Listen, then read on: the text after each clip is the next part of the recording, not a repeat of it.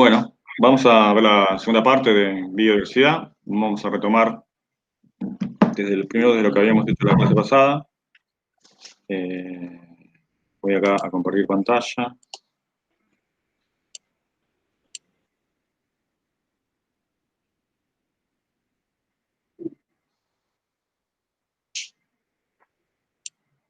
Bueno, este es el archivo Excel que les había mostrado la vez pasada.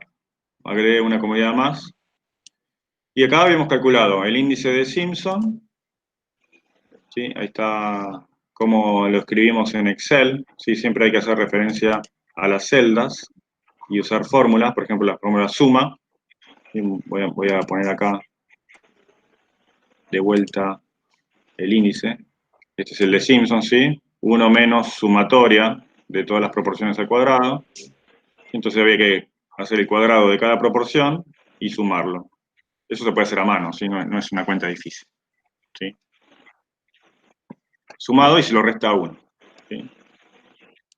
Entonces, acá lo que dio es que la comunidad 1 tiene mayor biodiversidad que las otras dos. No, perdón, la comunidad 2 tiene mayor que la 1 y que la 3. La 3 es la que tiene menos. El de Shannon, que era la que no nos había salido la vez pasada.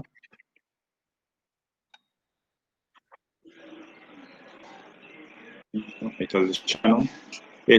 Hay que hacer la sumatoria de cada proporción por el logaritmo de la proporción, ¿sí? Bueno, eso está calculado acá. Ahí me faltó. ¿Bien? Ahí hice la de grama, la de Paspalum. Tengo que sumar acá.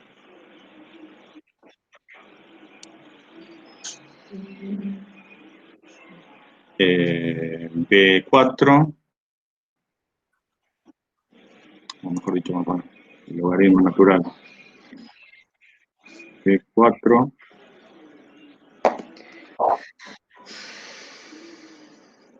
por 4, toma, logaritmo natural de B5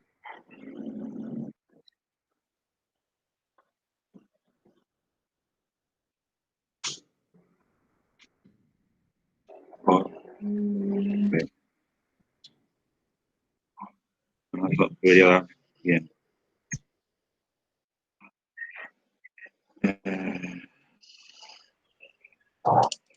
Bueno, hay que terminar de calcular, no los calculé a todos, ¿sí? Acá hice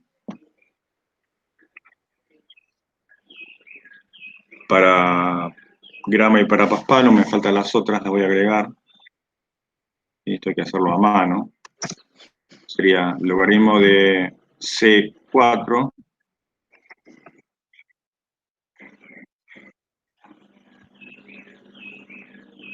por C4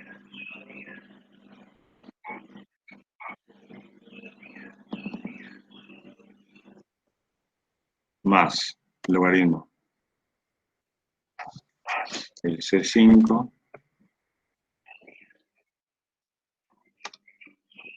por C5 más logaritmo de 6 por C. Espero que está bien ahí.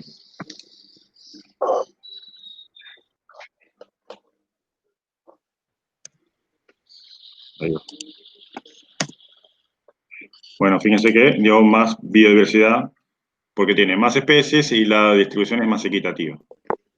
¿Sí? Profe, ¿está compartiendo pantalla? Sí, estoy compartiendo. ¿No ves?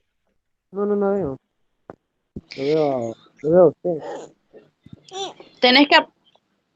No, Fíjate que de salir apriete y el segundo nombre porque apareces con dos nombres y lo tiene que poner para fijarlo. O sea, te aparece la opción fijar. Si no, salí y volver a entrar. Volver a entrar. Bueno. Bueno, esto después se los voy a mandar si les queda como ejercicio resuelto, ¿sí? Ahí está, profe. Ahí está, bueno. Bueno, esos son los dos índices de biodiversidad, digamos, estiman lo mismo. Es un valor que, de acuerdo a la cantidad de especies y a la equitatividad de las especies, o sea, que tan parejas son las distribuciones, le da un valor mayor o menor. Si cuanto más grande, mayor biodiversidad. Y obviamente más especies y mayor equitatividad, mayor biodiversidad. Después el de Jaccard y Czekanowski sirve para comparar dos especies, ¿sí? Vamos a hacer el Jaccard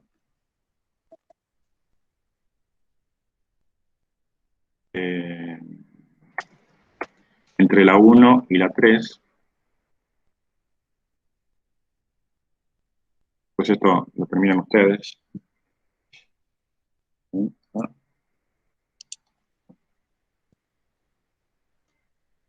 Ahí. Voy a poner de vuelta la fórmula. Está Jaccard era cantidad, especies en común. Si comparamos la 1 con la 3, especies en común son 3. ¿Sí?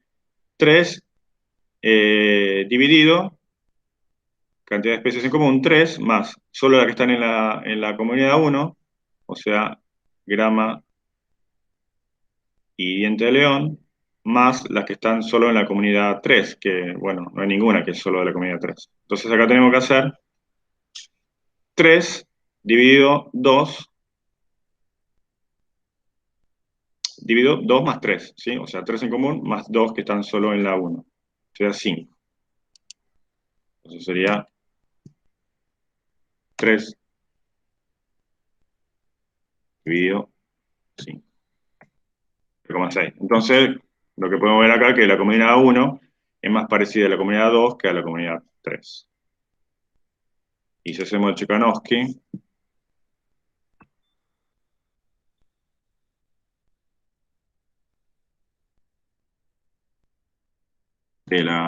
entre la comunidad 1 y la 3, o sea, tenemos que ir sumando, a ver cómo hicimos acá, suma de vuelta, la mínima proporción de las especies en común. Para grama, la mínima es 0, suma 0.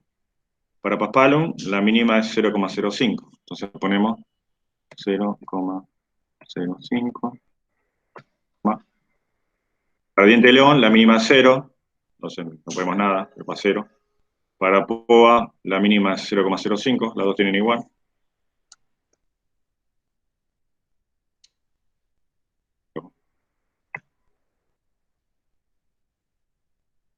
Y para estipa, la mínima es 0, porque la comunidad 1 no tiene estipa. Como paréntesis. Solamente hay 12. Me faltaba Paspalum, que la mínima es 0,05. 0,05. Me falta un 0,05.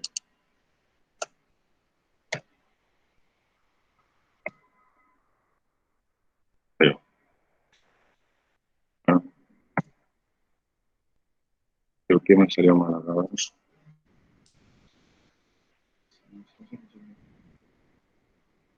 Hay que tengo que poner tengo que ver punto, perdón. No coma. No configurado así. Vuelta, no. 0,05. Ahí va. Bueno, 0,15. ¿Sí? O sea, es mayor la similitud entre la comunidad 1 y la 2 que entre la 1 y la 3. Y lo mismo que dio el otro índice. Bueno, con eso cerramos ahí la parte de los índices. Vamos a ir ahora a la parte de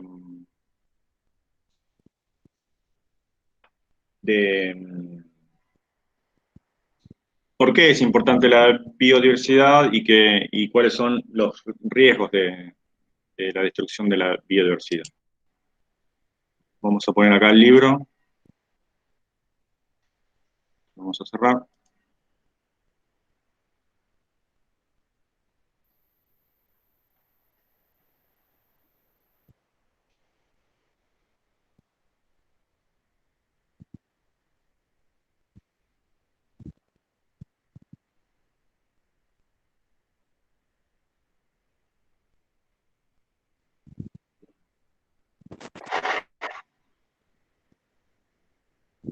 Bueno, vamos a ver primero la pérdida de biodiversidad. Pon acá pérdida.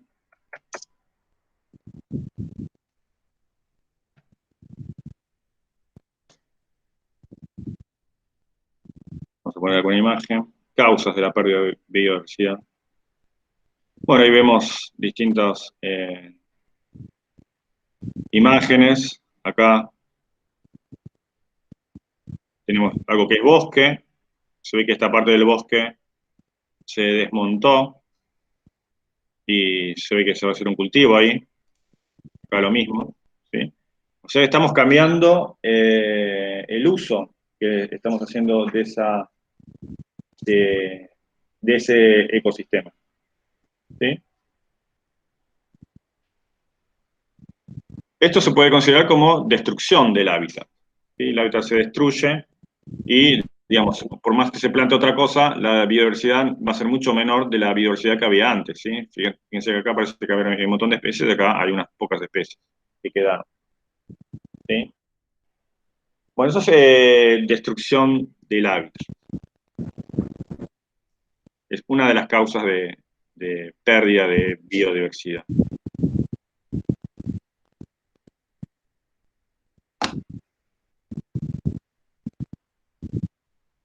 Vamos a ver ahora sobreexplotación.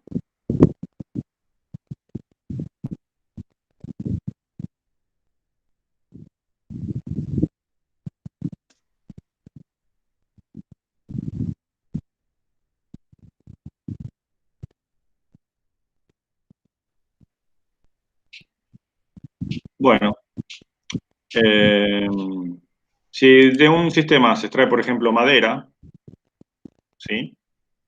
O sea, se traen los árboles para obtener madera, para usarla en la construcción o en lo que sea. Digamos, el bosque tiene una tasa de reposición.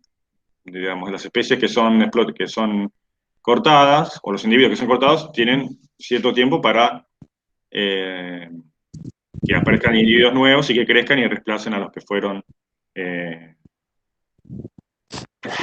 instalados. Pero si esto se hace a una tasa mayor que la tasa de regeneración, ahí tenemos un caso de sobreexplotación. Entonces, ahí también hay pérdida de biodiversidad porque digamos, el bosque va retrocediendo porque la tasa de extracción es menor que la tasa de reposición. ¿Sí? Bueno. Uno lo puede pensar también, por ejemplo, en la pesca. ¿Sí? La pesca se basa principalmente en la captura de cardúmenes de peces que viven naturalmente en el mar. ¿Sí? No es que se cultiva. ¿Sí? Hay algunos cultivos de peces en ríos o en lagunas, pero digamos, si uno come un atún, ese atún fue capturado en el mar por algún buque pesquero. ¿Sí? Si la tasa de captura es mayor a la tasa que se reproducen esos peces, bueno, ahí tenemos un caso de sobreexplotación. Eso puede llevar a una pérdida de biodiversidad.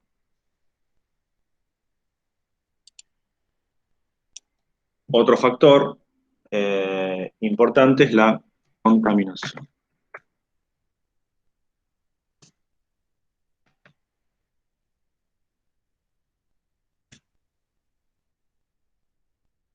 Bueno, vamos a ver algunas imágenes. Bueno, si uno tiene un vertido de contaminantes, por ejemplo acá en un arroyo, ¿sí? Obviamente las plantas y animales que viven en ese ecosistema acuático se van a ver afectados, ¿sí? Muchos van a morir, eh, muchos van a ver destruido su hábitat, con lo cual muchas especies van a desaparecer, ¿sí? Hay peces que no pueden sobrevivir en lugares contaminados y mueren. Entonces, eso es una causa de pérdida de biodiversidad también, ¿sí?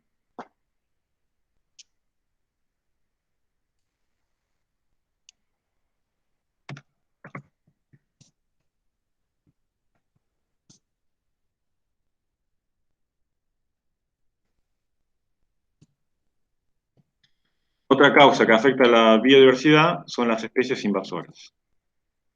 ¿Alguno sabe qué son las especies invasoras? ¿O la introducción de especies invasoras? La introducción de especies invasoras son cuando llega una especie que no es originaria del lugar y se empieza a reproducir exponencialmente, evitando que otras especies aprovechen los recursos del medio ambiente. Un ejemplo que había dado el otro día, la otra vez que había venido, había sido las almejitas que se forman en los muelles, son como como si dijeron, unas almejas chiquititas que se forman en grandes cantidades junto a unos musgos Sí. en los muelles. Eso lo había leído la información y habían venido en barcos pesqueros de no sé dónde, y no son originarios de acá y se reproducen a lo loco. Exactamente, sí, lo que dijiste es bastante acertado, ¿sí? Esas especies invasoras son traídas principalmente por el hombre, accidental o intencionalmente, ¿sí? En el caso del transporte marítimo, que recorre varios lugares del mundo, pueden venir adheridas a los buques y después, cuando llegan acá, se sueltan y colonizan nuevos lugares. Algunas son llevadas por el hombre, ¿sí? Muchas especies vegetales son cultivadas como ornamentales, por ejemplo, y después, si encuentran un hábitat propicio, se dispersan y lo invaden, ¿sí? Bueno, el tema de las especies invasoras es un problema para la biodiversidad, tanto animales como plantas. Digamos, todas las especies evolucionaron en un cierto ambiente, ¿sí? Por ejemplo, el ligustro, que seguro que es una especie que ustedes conocen. Es una flor aromática de muy lindo olor, ¿no? Sí, el ligustro es un arbolito, ¿sí? En esta época creo que está en flor, que se usaba como para cerco o se usaba como ornamental, ¿sí? Pero ¿qué pasa? En la zona pampeana, en los lugares ahí ribereños o húmedos, esta especie se transformó en invasora.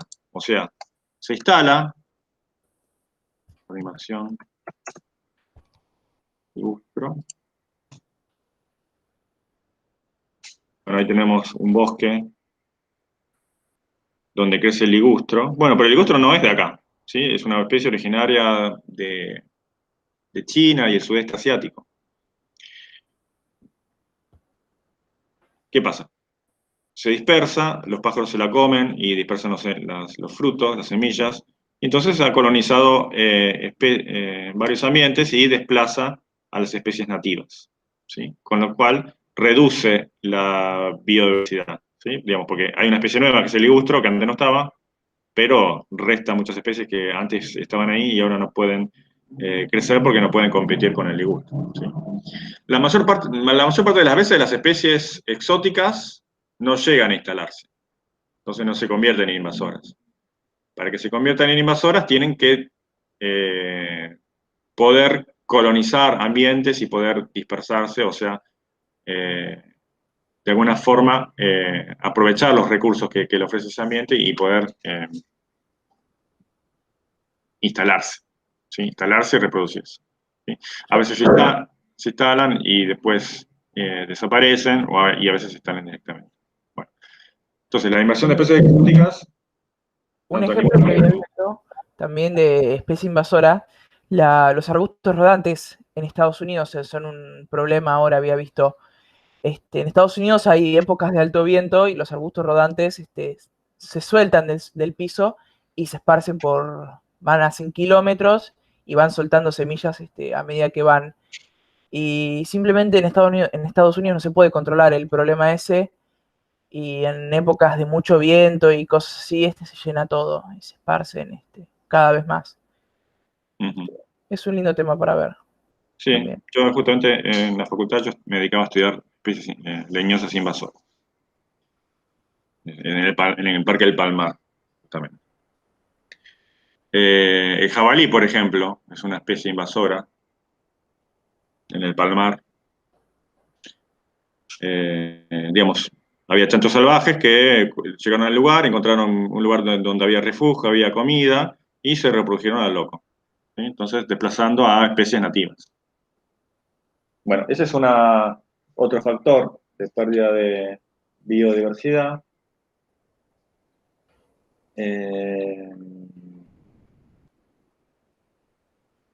Otro puede ser la selección. El hombre usa determinadas especies para domesticarlas y cultivarlas, por ejemplo, plantas y animales, pero no aprovecha toda la biodiversidad que hay. Usa algunas.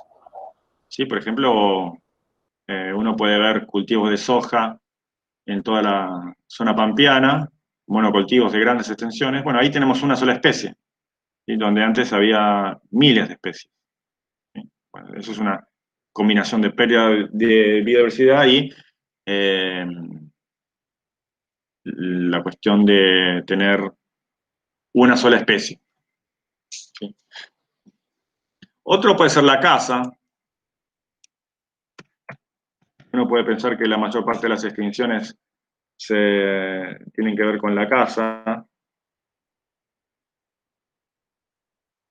pero en realidad, bueno, acá esta persona saca una foto con una jirafa que mató, puede ser bastante lamentable.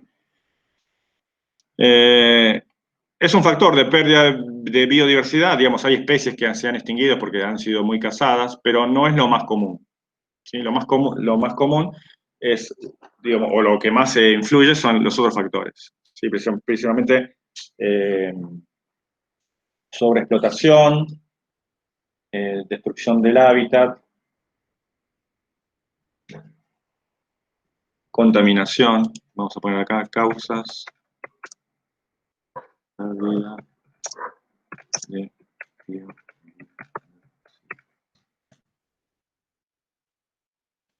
Si hay algún cuadro que tenga. Bueno, ahí tenemos algún cuadrito, ¿no? Pérdida y degradación del hábitat, ¿sí? Introducción de especies exóticas, contaminación, bueno, caza, captura comercial.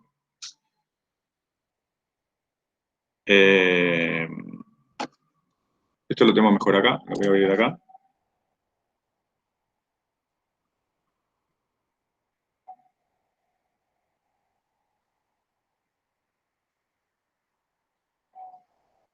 Ay, se me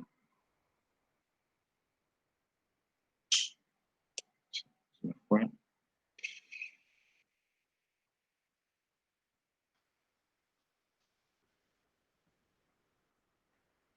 Acá.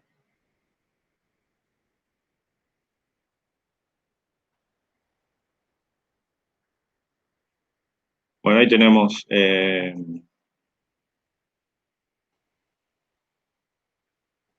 las causas de pérdida de biodiversidad. Y destrucción del hábitat, sobreexplotación, contaminación, introducción de especies, otros que pueden ser la caza también, o el uso comercial de especies, ¿sí? Bueno, en cuanto a la destrucción del hábitat, uno tiene muchas causas. Actividades agrícolas, explotación forestal, minería, modificación del flujo del agua, urbanización. Algunas causas naturales, pero por influencia del hombre, ¿sí? Como huracanes, incendios, inundaciones. Eso tiene que ver con la destrucción del hábitat. Bueno, sobre explotación, hay el ejemplo de la captura de los peces que ya les había comentado. Contaminación, la vimos, introducción de especies también. Bueno, ¿por qué es importante mantener la biodiversidad? ¿Ustedes qué opinan?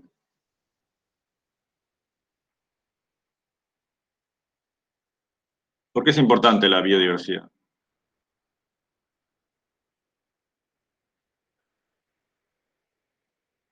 Yo creo que porque entre el ser humano y los animales en sí es como que hay como un equilibrio, por así decirlo, ¿no? Como que poner las plantas o los árboles, sí qué sé yo, nos dan, no me acuerdo qué, no me acuerdo si era oxígeno o dióxido de carbono.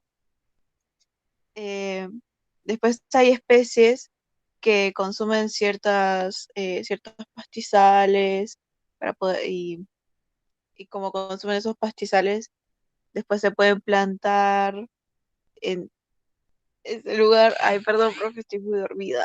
No, está bien. ¿Por qué es ¿Cómo importante era la la pregunta que recién biodiversidad llegó? o conservar la biodiversidad? Es importante porque cada planta, cada organismo, cada ser tiene su razón de ser, su objetivo. Por ejemplo, los mosquitos es alimentarse y esparcir enfermedades, ponele. Y las arañas, si matamos todas las arañas, no va a haber quien controle los mosquitos. Lo mismo con los sapos y cosas así que se comen los bichos. Los árboles reciclan el dióxido de carbono y lo convierten en oxígeno directamente. Lo mismo algún resto de las plantas. Los bichos bolita, gusanos, larvas, un montón de bichos que viven en la tierra también limpian la tierra y limpian contaminantes. Súper lento, súper Ujú. lenteja, pero limpian. Cada uno tiene su objetivo. Los pájaros esparcen semillas, esparcen más árboles y más cosas a medida de la tierra, o sea, lo esparcen. Salí, gato, se me hace agua. Y nada, cada ser vivo tiene su razón de ser. Está bien, sí, está bien lo que dicen Agostina y Fermín. Cada especie tiene como un rol en la naturaleza, está dentro de una cadena trófica, cumpliendo un papel determinante que lleva a que exista un equilibrio, ¿sí? Eso por un lado. Eh, Extinciones ha habido siempre, ¿sí? Podemos mencionar, por ejemplo, las extinciones de los dinosaurios, o tiempo antes hubo también otras extinciones, y la vida, digamos, de alguna forma se recuperó, ¿sí? Después de una extinción vino una especiación y volvió a restablecerse como un equilibrio en cuanto a la cantidad de especies. Y el tema que el hombre está con el cambio climático que está provocando, digamos, es un poco lo que vimos en el primer trabajo, ¿sí? Las alteraciones de los ecosistemas está aumentando enormemente la tasa de extinción, ¿sí? Y cada especie que desaparece es una especie que se pierde. Y no hay forma de que volver atrás o recuperarla. Y por el lado, lo que mencionan ustedes también tiene que ver con que, bueno, todas estas especies nos brindan a nosotros una serie de servicios o beneficios, ¿sí? Esto lo vamos a ver acá en este cuadrito, ¿sí? Por ejemplo, eh, si no tenemos muchas especies distintas, las especies contribuyen en cosas como, por ejemplo, la polinización, ¿sí? Las abejas y otros insectos polinizan las plantas inclusive que nosotros comemos, ¿sí? Si uno se come un tomate, es porque, bueno, hubo un polinizador que llevó polen de una planta de tomate a otra y permitió que esa planta fuera fecundada y produzca un fruto, ¿sí? Control biológico, lo que mencionaron de las arañas, por ejemplo, hay muchas especies que controlan otras especies que se podrían volver plagas, ¿sí? También muchos productos farmacéuticos o productos químicos son extraídos de distintas especies animales o vegetales u hongos, por ejemplo. Como es, en una región de Japón, no me acuerdo en cuál, había un lugar donde no hay abejas. No hay abejas, hubo un error donde sacaron todas las abejas y tienen que ir planta por planta a polinizarlos con los plumeros y baldes de Sí, bueno, polen y tienen que venir y darle a los plumeros y hay una sección de gente que trabaja de eso. bueno, hay un caso extremo de pérdida de agentes polinizadores, ¿sí? Uno no le da bola a eso porque, digamos, uno piensa que naturalmente hay abejas en el campo que polinizan las plantas, pero bueno, con la contaminación, con agroquímicos que se usan en la agricultura, muchas veces esas poblaciones declinan y llevan a un empobrecimiento de esas plantas que usamos como alimento, ¿sí? Porque al no haber reproducción sexual por la polinización, eh, las plantas se autofecundan y suelen ser más pobres que las que son reproducidas en forma sexual. Bueno, eso lo aportan las especies, ¿sí? Pero si miramos, por ejemplo, los ecosistemas, que algunos lo dijeron, regulan el clima, regulan el intercambio gaseoso con la atmósfera, regulan el control de inundaciones, ¿sí? la vegetación sirve como amortiguador, por ejemplo, en lugares donde suele haber inundaciones. Si uno saca toda la vegetación, las inundaciones van a ser mucho más grandes. Retienen sedimentos, influyen en la formación del suelo, ¿sí? Intervienen en el reciclado de residuos. Bueno, aparte de que sirven como recreación y belleza a nivel turístico, digamos. Uno va a un lugar, por ejemplo, va a la Patagonia, porque hay bosques, porque hay lagos, y es un lugar agradable de estar, ¿sí? Bueno, ese es un valor que nos provee la diversidad de ecosistemas, ¿sí? Si uno tala todos los árboles y el lago se contamina, digamos, nadie va a tener interés en ir ahí, ¿sí? Y bueno, los genes, recursos genéticos, ¿sí? La materia prima de toda la diversidad de especies y de ecosistemas. ¿Sí? Bueno, eso en cuanto a la... ¿Por qué es importante la biodiversidad? Nosotros usamos una pequeña porción de la biodiversidad. Podríamos usar mucho más, ¿sí? Por ejemplo, hay 250.000 especies vegetales. 30.000 son comestibles. 7.000 se han usado para alimentación, o sea que hay muchas que nunca se usaron. Y actualmente se cultivan unas 120 plantas en todo el mundo, a nivel, a gran escala. Hay 9 que proporcionan el 75% de la alimentación humana y hay solo 3 que suministran el 50% de la alimentación, ¿sí? Que serán maíz, trigo, soja. Bueno, eso es el 50%. Fíjense, de 3 especies cuando hay 30.000 que son comestibles. Bueno, ¿cómo se les ocurre que se puede proteger la biodiversidad?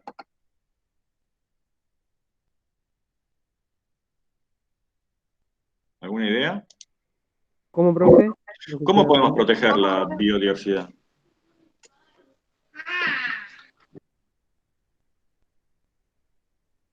Y Tipo, hay muchas formas.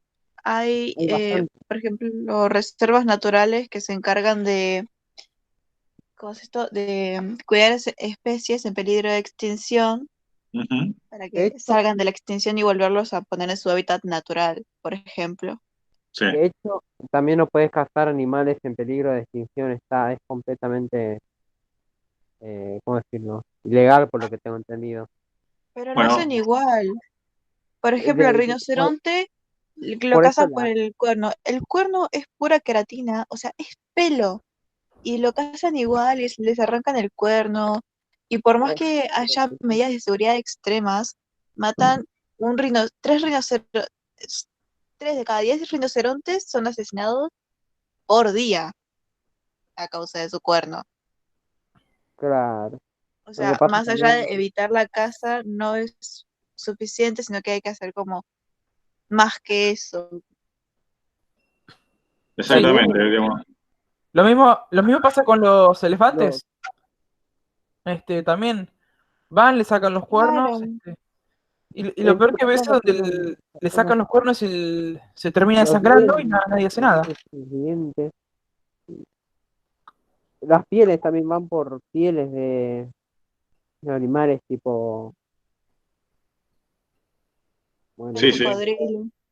Bueno, usted está claro, nombrando algunas especies puntuales que son cazadas para obtener algún beneficio, como los cuernos de rinoceronte o las pieles, no sé, de un oso, qué sé yo. Bueno, una forma de proteger esos animales amenazados es crear una reserva natural. Sí, pero en la reserva natural no solamente se protege al rinoceronte, sino se protege todo el ecosistema y todas las especies que están viviendo ahí. ¿Sí? A veces se toma alguna especie clave, que puede ser, no sé, el tigre o el rinoceronte o un cocodrilo, porque son especies llamativas, son grandes, son especies conspicuas, se dicen. Pero, digamos, si uno hace una reserva natural, está protegiendo eh, todo un ecosistema. Sí, esa es la idea, ¿no? Digamos. ¿Se acuerdan cuando vimos biogeografía de islas? Bueno, si queremos que haya pocas extinciones, tenemos que tener una reserva grande o varias reservas conectadas, ¿sí? Para tratar de que esa biodiversidad se mantenga. ¿Sí? Bueno, las reservas naturales o parques nacionales, dependiendo el nombre que se les dé o la administración que lo lleva a cabo, son las mejores formas de de conservar la biodiversidad, ¿sí? Estrategia de conservación. Ahí se dice que es una estrategia de conservación in situ, en el lugar, ¿sí? Vamos a poner acá reservas naturales.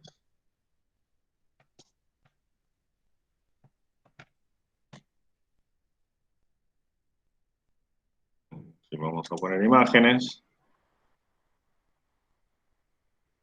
Bueno, ahí tenemos distintos parques nacionales, ¿no? Donde acá la actividad del hombre está restringida o directamente prohibida, ¿sí? Hay distintos niveles de protección. Hay reservas que son estrictas, donde no se permite ninguna actividad humana, solamente están los guardaparques controlando que no haya ingreso de gente ajena, que no tenga que ver con el cuidado de esa reserva. En algunas reservas se permiten ciertas actividades que son sustentables, o sea que se permite hacer un uso del ecosistema, pero de forma tal que ese ecosistema se pueda recuperar. O sea Sí, que por ejemplo, la colección de algunos frutos o algo en menor escala. Ponele, decís un vasito sí, de bayas silvestres o 1 o 2 pescados de un lago gigante, como mucho.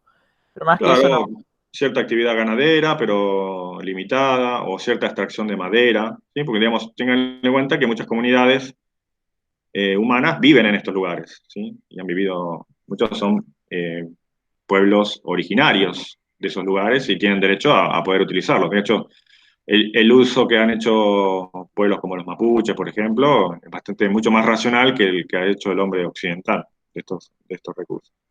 Entonces, es la mejor forma de conservar la biodiversidad. Otra forma es cuando ya no hay forma de hacerlo en una reserva, es lo que se llama conservación ex situ. O sea, se conservan plantas o animales fuera del lugar donde viven, ¿sí? Tipo en jardines botánicos o jardín zoológico. O se hacen, por ejemplo, banco de genes, ¿sí? Se conserva el material genético de especies que son por ahí, que están en estado crítico, próximas a la extinción. Entonces, si no se puede preservar su hábitat natural porque ya fue destruido, se trata de preservar su material genético. ¿Sí? Bueno, esas son como las dos estrategias eh, de preservación de la biodiversidad. Bueno, ¿alguna pregunta?